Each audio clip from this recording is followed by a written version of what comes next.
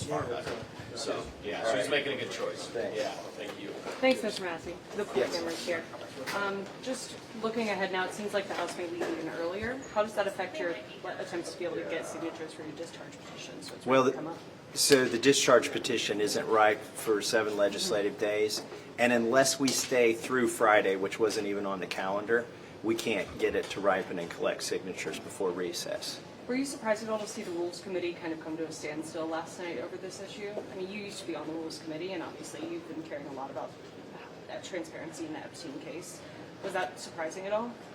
No, it's not surprising to me. I don't think this issue is going away over August. I think that was the admonition of our speaker in there, was just sort of stick your head in the sand, let the administration maybe dissipate this by dribbling some stuff out. I mean, I'm heavily paraphrasing, but work. I mean, people have wanted these files for years, and then the president's staff, administration, his own children, his vice president have promised that these files would come out, and now we're being told it's a hoax. It doesn't wash. And whether it's Republican, Democrat, or Independent, across all those categories, it's only like 5 or 6% who don't want the files out. Do you think the president's at risk of losing his base over this issue? Well, you don't lose your base over one single thing, but he's eroding his base. More importantly, if we don't take the right side of this issue, it's going to cost us votes in the midterms. People are becoming despondent, they're apathetic.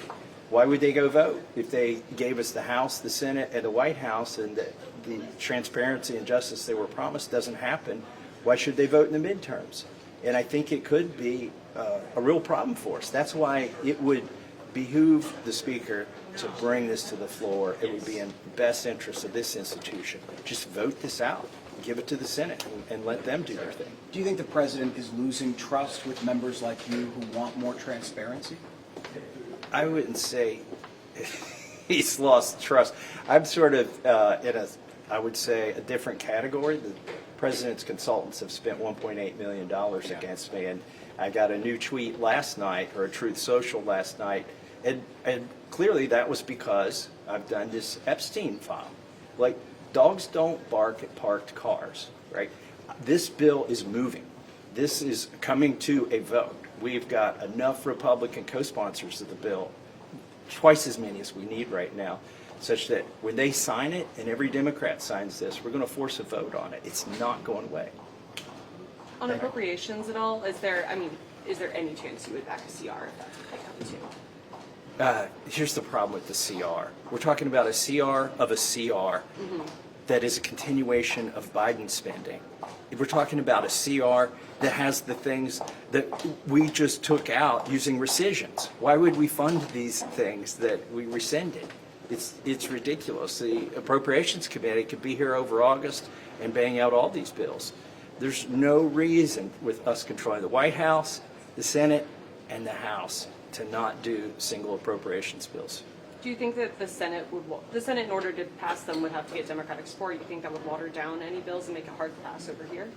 I think you could get support for individual bills. Like if you take a big giant omnibus that's not a CR, it's written solely by Republicans, of course that's going to be hard to get 60 votes in the Senate, but send the DOD approps over there and tell them this is it. You either vote for this or the DOD's not funded. And what that presents is not a shutdown showdown, but within silos it would give you sort of a battle that you could win instead of an all-inclusive, either all the government's funded or not. Just to be clear, are you opposed to any kind of CR in the fall in September? I'm opposed to a CR. I mean, it's hard to say I'd be opposed to anything you can imagine at this point. But if it's a straight up CR without an across the board cut, like I've endorsed the idea of a CR with a 1% cut. That's what we actually are supposed to do. That was written into law when Kevin McCarthy was the speaker. But this speaker found a clever way out of it, he thinks. All right, thank you. Thank you.